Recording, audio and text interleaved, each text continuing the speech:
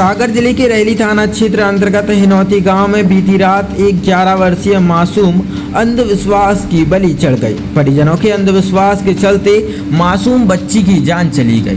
दरअसल बीती रात लगभग 1 बजे आराम कर रही बच्ची उठकर पानी पीने गई, जहां मटके की बाजू में बैठी एक सांप ने 11 वर्षीय मासूम वैशाली हरवार को काट लिया।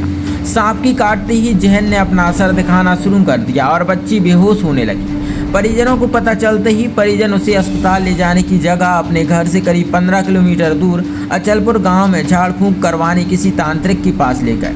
तांत्रिक ने कुछ ढकोसलेबाजी करके परिजनों को बच्ची के ठीक हो जाने का आश्वासन दिया और अस्पताल जाने को बोल दिया। सुबह लगभग 4 बजे परिजन अधमरी हालत में बच्ची को लेकर अस्पताल पहुंचे, जहां डॉक्टर ने इलाज शुरू तो किया, लेकिन कुछ ही देर में बच्ची की मौत हो गई। लेकिन अंधविश्वास की हद इतनी है कि मासूम की जान निकलने के बाद भी परिजनों का विश्वास झाड़ फूंक से नहीं हटा और मृत बच्ची के शव को लेकर करीब 10 किलोमीटर दूर बादीपुरा नामक एक गांव में किसी अन्य तांत्रिक के पास पहुंच गए, जहां दोबारा झाड़ फूंक करके बच्ची को जिंदा करने की बात करने लगे। ग्रामीणों की समझाइश पर परिजन बच्ची के शव को लेकर वापस सामुदायिक स्वास्थ्य केंद्र रैली पहुंची, जहां जानकारी मिलते ही रैली थाना पुलिस ने मर्ग कायम किया है और बच्ची के शव को पोस्टमार्टम के लिए भेज दिया है।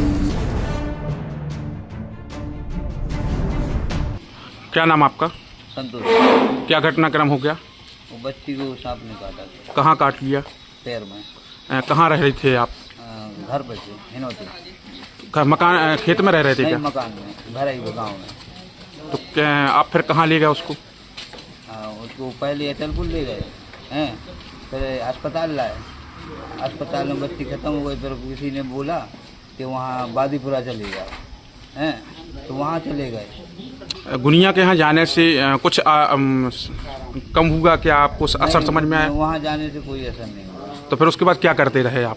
1 बजे की घटना है, 4 बजे वहाँ अस्पताल आ गए, तो वहाँ जाके और वहाँ से वापस आए, अस्पताल में आए, यहाँ बच्ची खत्म हो गई। गुनिया का कहना क्या था?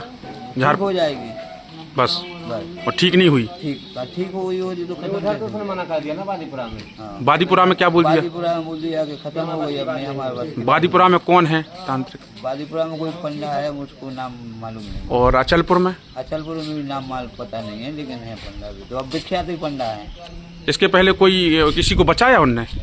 हाँ, वो हमारे परिजन लोग बोल रहे थे कि वहाँ अचलपुर में 1 नहीं 1000 केस जाते हैं वहाँ पर, तो वो सब केस चले गए थे। हम लोग दोनों भाई थे, तो मालूम नहीं था, अब कोई साथ में नहीं था यहाँ का, इसलिए जहाँ का मालूम पड़ा तो वहाँ तुरंत ले गए जल्दी में।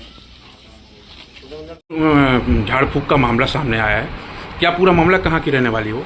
क्योंकि एक वैशाली करके एक लड़की को अभी रैली अस्पताल करीब सुबह की स्त्री है, इसको लाया गया था सांप काटने की शिकायत से, वो भर्ती कराया गया था, परंतु दुर्भाग्यवश वो बच नहीं पाई है, जिसका पोस्टमार्टम CBSE रैली में किया जाकर घर वालों को सुपुर्द किया जाएगा। सर, पोस्टमार्टम के पहले या मृत अवस्था में जब वो थी तब भी परिजन उसको झाड़ फूंक के लिए ले गए? जी, नाइट ड्यूटी चिकित्सक द्वारा बताया गया था कि इसको करीब 1 बजे की हिस्ट्री है सांप काटने की, जिसको सामुदायिक स्वास्थ्य केंद्र लाकर घर वाले परिजन जो है झाड़ फूंक के लिए ले गए थे, जहां बताया जाता है कि झाड़ने फूंकने से जहर उतर जाता है, परंतु ऐसा कुछ नहीं हुआ। और उसको जब अस्पताल लेकर आए थे तो वो लगभग अंतिम सांसें यहाँ पर ले रही थी और उसके बाद आवश्यक कार्रवाई पुलिस द्वारा की गई है, जिसके बाद शव जो है घर वालों को सौंप दिया गया है। सर, झाड़ फूंक से कोई अंतर आता है कि लोग?